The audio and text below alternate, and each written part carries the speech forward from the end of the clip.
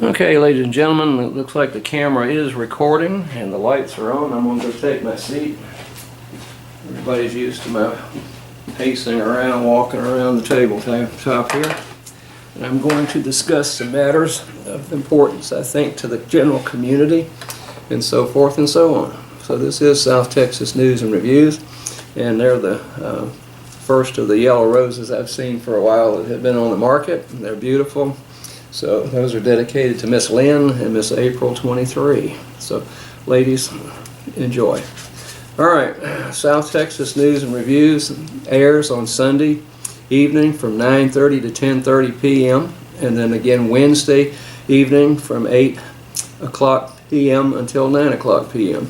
Okay, and then what's going on in Corpus Christi is Monday at 9 p.m. and then Wednesday at 10 p.m. Okay, those are 30-minute shows. So we'll just leave it at that, and I'll go ahead and get my stuff ready here to see what we've got. First thing I'd like to do is to congratulate the first woman leader of A&M Corpus Christi, okay, Miss Quintanilla. I think it's Dr. Quintanilla. And I believe she had been there for some time, and this news came out on the 20th, a few days ago. And, you know, she had quite a history there, from what I understand. So congratulations, ma'am, and I hope that we can work with you, we meaning Del Mar College. I am a Del Mar College professor, and, you know, we've got a common interest there with the not only the biology majors and so forth, but the pre-allied health people, particularly your nursing school. And I'd like to say hi to Dr. Mary Jane Hamilton. She was a former Del Mar College professor, and she is now the head of that whole nursing program out there, and I think all the allied healths. So anyway, hello, Dr. Hamilton. Okay, so congratulations, Dr. Quintanilla, and you know, good luck to you. That's a tough job. So if I can ever help, then you know how to get a hold of me. With my reputation around town, I don't know that you'd ever want to do that, but I'll help you if I can.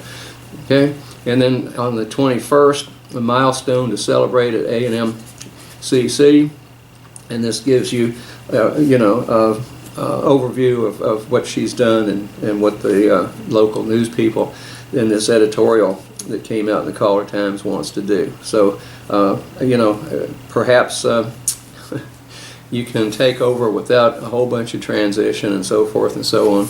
And all I can say is Godspeed and good luck to you. And then the second one I'd like to congratulate is Miss Debbie Lindsay Opal, who was city ops, and appoints her to fill in the spot that Mr. McComb had left when he was voted in as president of the council downstairs town. Okay, and she was chosen over, I think, 19 possibilities for that. She's got a long history also here in Corpus Christi for doing a lot of good things, and she's quite the businesswoman from what I understand. And I hope that you can fare well down there and pay attention to some of the things we really need to pay attention to. Now, I'm going to probably be perceived as being a little nasty with this one, but we have a city attorney that I consider to be about as anti-citizen as you can get for any city. Okay? He does nothing but pontificate. As far as I can tell, I don't know what kind of legal advice he gives to people at the city level. I'm not privy to some of those meetings that he's in. I do know that he can't stand the disabled people in this town. We were raising hell as the Taxpayers Association and private citizens about the poor condition and non-compliance of the Americans with Disabilities Act as far as the sidewalks and all go around here. And he very flippantly said over on the Airline and McCardle going to SPID that anybody that was there just could go around in the parking lot, go uphill into the parking lot there and skirt the fact that they had a bunch of palm trees. Now I think that it was two of the council members, one of the council women, and then Joe McComb went over to AEP, I think it was, and asked them to take those trees out. before they ruptured lines over there and so forth and so on. And I think the city should have paid for that. But if we're too strapped for cash that we can't cut down 4 palm trees, grind the roots out and stumps out, folks, and pour some concrete in a hole to spare our disabled in this city, then, you know, I think that's as far as I'm going to do, I'm going to use the term despicable, Mr. Risley, whatever you call yourself, okay? And the same things happened at Ayers and Talton, and I don't think you're going to do a damn thing about it until somebody sues you over there when they get hit in that convenience lot parking lot. And it's cramped over there, it's dangerous, okay? And that stretch of Ayers, folks, is a racetrack over there. So I don't know what your motives are there, city attorney, but I know you don't give a damn about helping anybody, and that's my personal opinion, okay? So you're an attorney, sue me, okay? So you know, at this stage of the game, frankly, my dear, I couldn't care less, okay? So I think that our Vice President of the Taxpayers Association, Mr. Jack Gordy, has been in touch with Miss Lindsay Opal, and she can't make this meeting on July the 1st of the Taxpayers Association meeting, but she said that she had written it down on her calendar for the first of the meeting in August, and I'll give you that date in just a little bit, or next show, okay?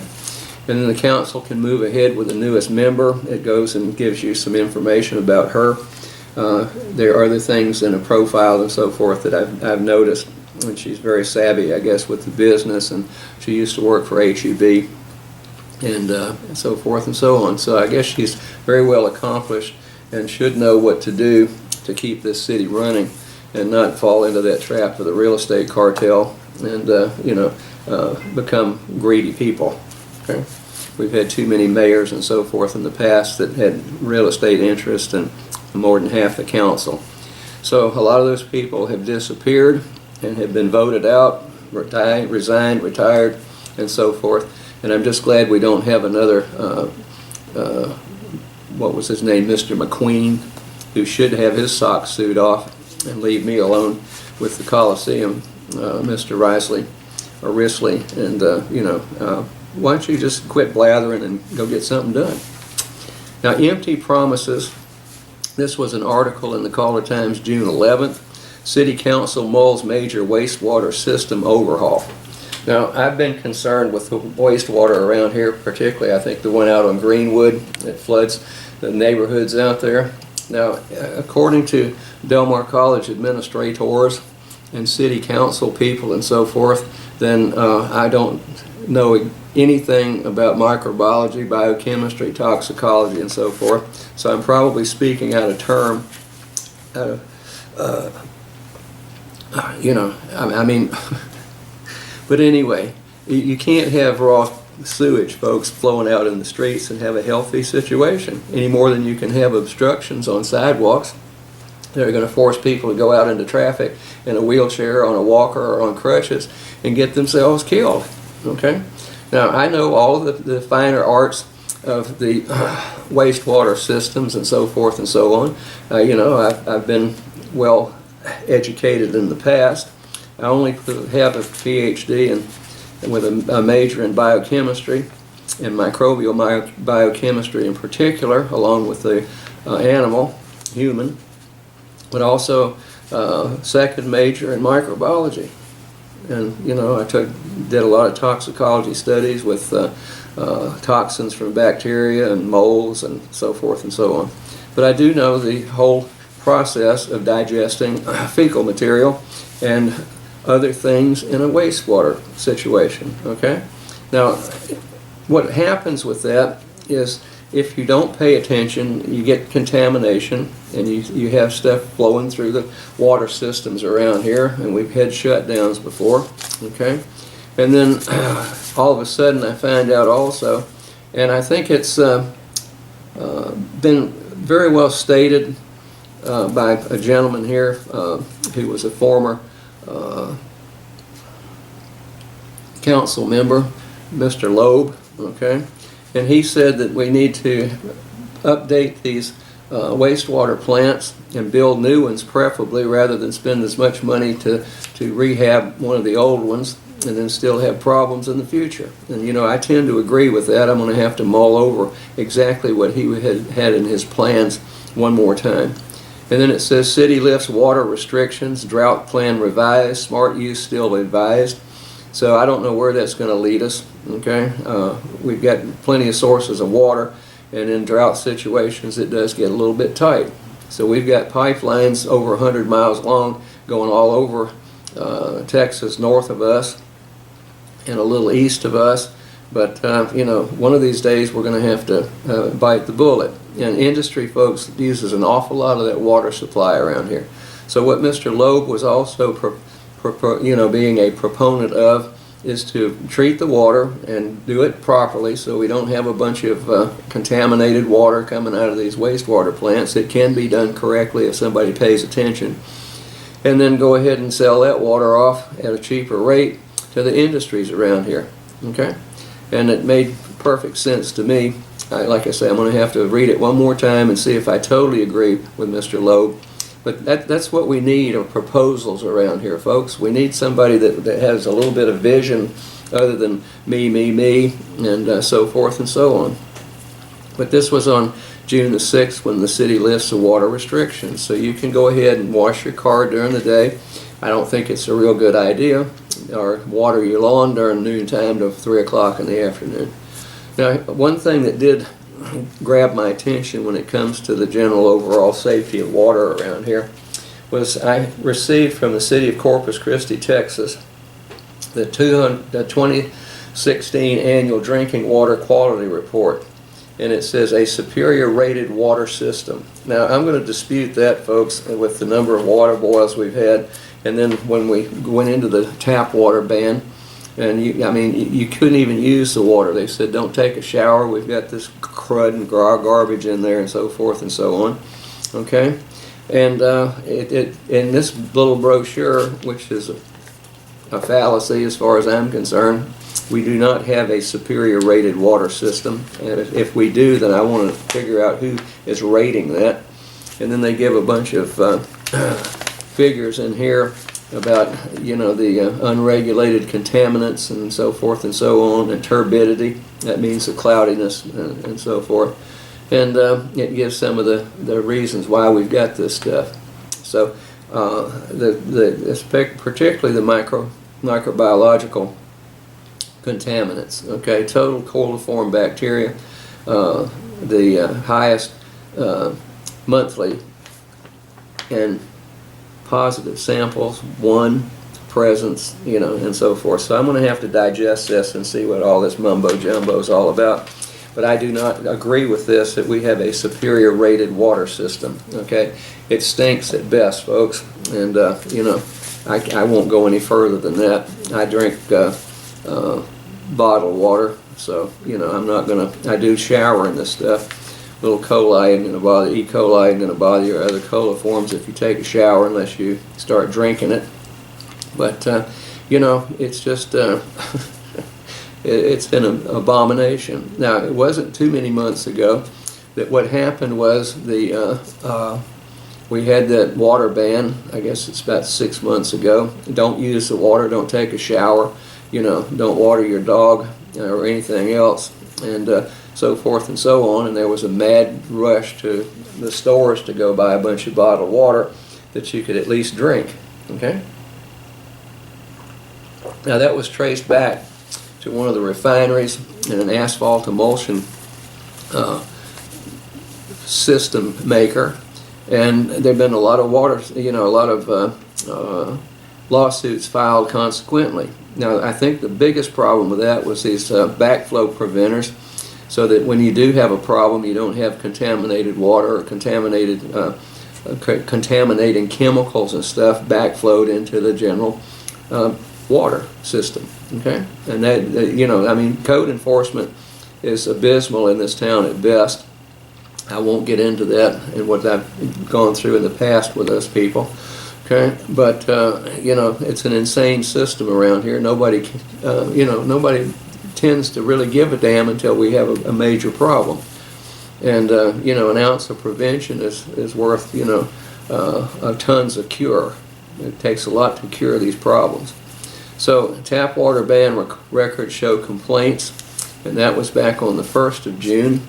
And then today it states in the Caller Times, this is June the 24th, tap water litigation assigned to judge. Lawsuits now pending in multi-district court. Okay? Now there are a lot of hotshot attorneys involved in this, and everybody's going after Valero, Ergon, Asphalt and Emulsions Incorporated. And you know, I guess I'm not going to play judge and jury, folks, but you know, if you don't have the proper backflow preventers, and you're dependent on the city to come in and make sure that you do, then you're taking a real gamble. And this is what's going to happen with a lot of these systems, folks, in these industries.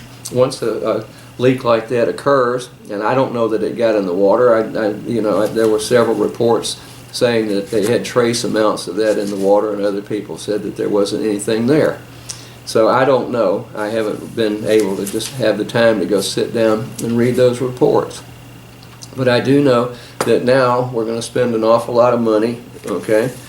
And, you know, I'm sure that the city's going to be drug into these things too because of the backflow preventers and the lack of care about testing those things out and making sure that people that need them and should have them have got them and they're functioning. But this is going to be one hell of an expensive lawsuit and so forth, because there are several people, a lot of people, a lot more than I, had realized. It says somewhere here, at this point there are 36 plaintiffs that have filed suit, while 100 others have hired an attorney but have not formally filed, according to Hilliard's office. Okay, and this is Mr. Hilliard with that company, the law firm that he's got. Okay, and then they've got Judge Joel B. Johnson, a retired judge of the 156th District Court in San Patricio County.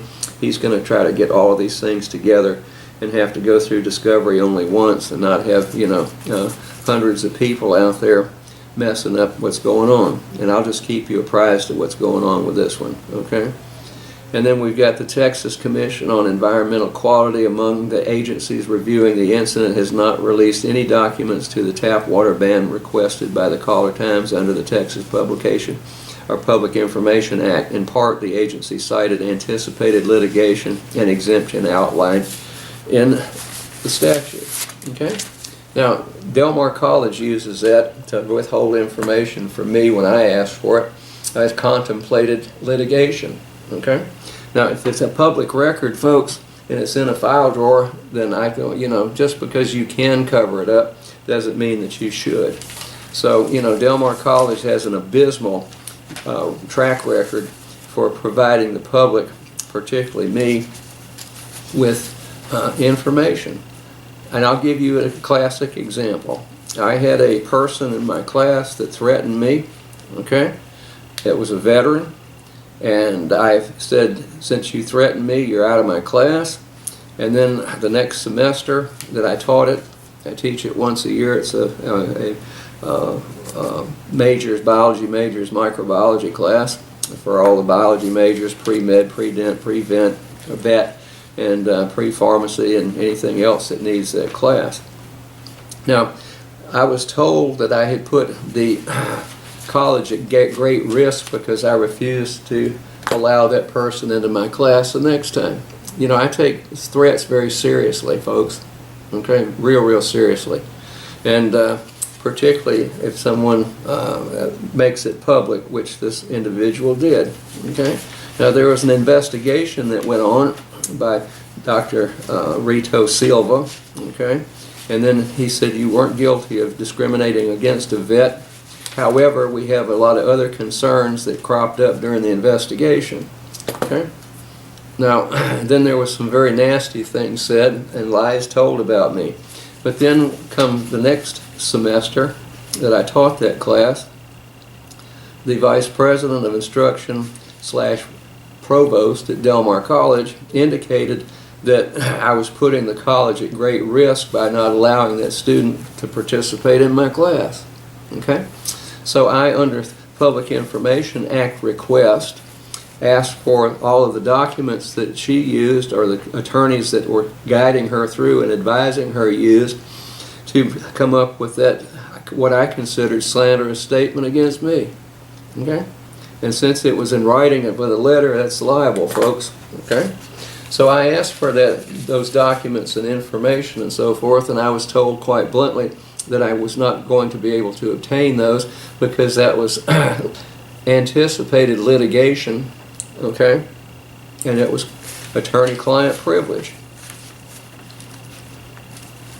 And that happens all the time. And I'm going to come up in just a moment to another factor that we had going, and that was the fact that the Vice President of the Taxpayers Association, Jack Gordy, and I decided to approach Del Mar College and find out why the school is spending just under $17,000 in an initial investigation to try to censure Mr. Guy Watts, actually Dr. Guy Watts, who's been a regent there a little bit longer than I've been at Del Mar. Okay? And what he got back, he said he wanted any written complaints that came from anyone, which precipitated 3 to 4 investigations of Dr. Watts. Okay? And he was told that no written complaints existed. Nobody, it's not in writing. So he went to the 13th, let's see, it was the June 13th Board of Regents meeting at Del Mar College, and publicly told them that they need to change the policy. They did give him some policy about why they didn't have a written complaint, and they couldn't do anything about it. There was no complaint. And he said that you really need to change your bylaws and policies over there so that if a complaint against someone is not in writing, okay, then you need to cough it up and just disregard it. Okay? Now another thing I did was that the student that I talked about, the vet that threatened me, I asked for a copy of the complaint that he obviously filed, and I was told that I could not get a copy of that because that was also client attorney privilege, plus it came under the FERPA laws, and the FERPA laws are what protect the records of students from public exposure. Now a complaint is not part of an academic transcript and so forth and so on, ladies and gentlemen. So you see Del Mar College uses all this verbiage and fluff and bovine excrement, I'm going to call it, and they think that I'm so stupid I can't figure it out. Okay? Now I'm not an attorney, and I don't want to be an attorney. Okay, I've got a couple of good ones that I work with, but in general, you know, they're there to scam you over and not allow you to have information about court cases or anything else, and it's a crime. So here's Mr. Loeb's article that came out yesterday, I think it was. Yep. Okay, and it put cities' water plants to work for the taxpayers. What a novel approach, right? Okay. Thank you, Mr. Loeb. I'm going to read that a little bit more carefully. I haven't had time to really sit down and think it through, but I think you've got some good ideas in there. Okay? All right. Now, then what we have, I went over that third attempt at censure with Mr. Watts. I think that's a total waste of time and money. And I'll come back to that in just a minute, because I think there ought to be, if he's being censored for his freedom of speech and asking for a academic campus out there on that boondoggle, that one that you people have been really abused and, and used for. I'll discuss that if I've got time. Oh yeah, I do. Okay. In just a minute I want to talk about a couple of other things here. Now it says here that Cheniere Energy wants Gregory Portland ISDs to help pay for plant expansion.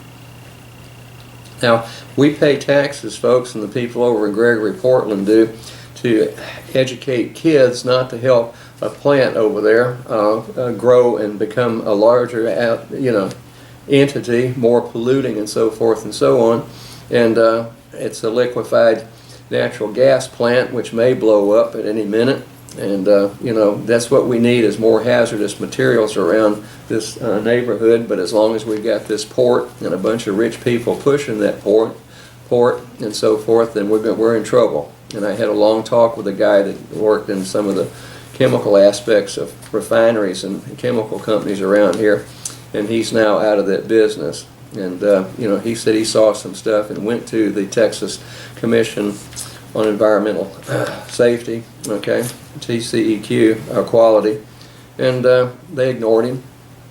So TCEQ, being one of Rick Perry's favorite entities over there, you can do no wrong, okay? All you want to do is make money for your big corporate buddies, and that's, you know, horrifies me that Mr. Rick Perry is now the energy czar, so to speak, under the administration, current president and so forth. That's frightening to me, folks. The guy has no conscience.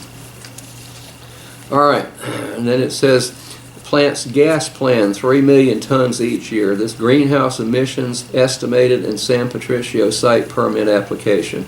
This is that Exxon Mobil and the Saudi Basic Industries Corporation that are going to go ahead and put that ethylene plant over there. So you're going to take ethane gas and you're going to heat it up, crack it, and make the ethylene, okay, and you know, it's going to be a mess, folks. And if that stuff leaks out, it is not good for the common health, okay? And you know, they have to heat that stuff up. There goes your carbon dioxide when you burn all that natural gas, and you got the CO2 going in the atmosphere, and I think it's called global warming and the greenhouse effect, okay? But you know, if it's money over here, and I can't believe that the Gregory Portland elected officials are so corrupt that they would go ahead and approve that thing, okay? And then now you know, they've applied to TCEQ, the Texas Commission on Environmental Quality, for a permit, and you know, I'm a little bit hesitant to jump in there with that. I was the chair of the Clean Economy Coalition when it took us 6-7 years to shut down the Las Brisas Energy Center over there, which was going to kill at least 80 infants a year by their own numbers that they put out, Chase Energy. And all of a sudden, everything became very political, okay? So everything is politicized these days by a certain group of individuals. You know, everything from the color of one's underwear, you know, to how many hummingbirds you got in your backyard, and I mean, it's just a mess these days.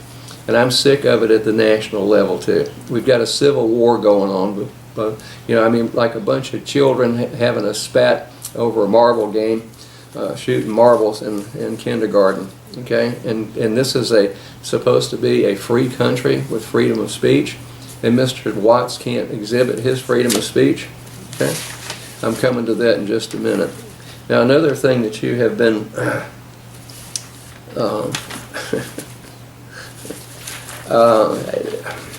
messed over with out there, general public, is the building of a $500 million Southside campus on 96 acres of swampland. Now, I tried to explain that to everybody, and you know, through the Taxpayers Association, that you're being duped out there. It was close. I think it was about 54 or 52% of you voted for that. I think you're going to forever regret it. You were lied to, and so forth and so on. But here's a shot of the English building on East Campus coming down. Well, let me tell you what bothers me about this, okay? Now, in 2014, you fine folks voted in $157 million in bonds to build new classrooms and so forth, and offices, faculty offices on East Campus, and build some stuff out on West Campus, okay? $157 million. Now, then came along the fight for this South Side campus at Rodd Field and Yorktown, okay? So the administrators and the Board of Regents members went out and purchased 96 acres. Like I say, it is swampland for all practical purposes.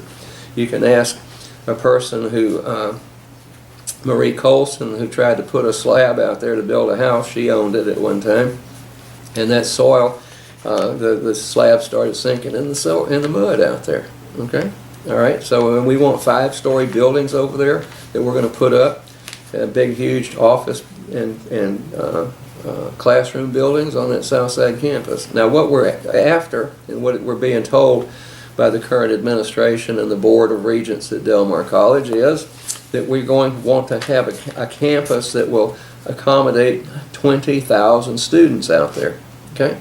Now we're spending $157 million to build new classrooms and stuff on the East Campus, and we're told, you people were told, I knew better, that we were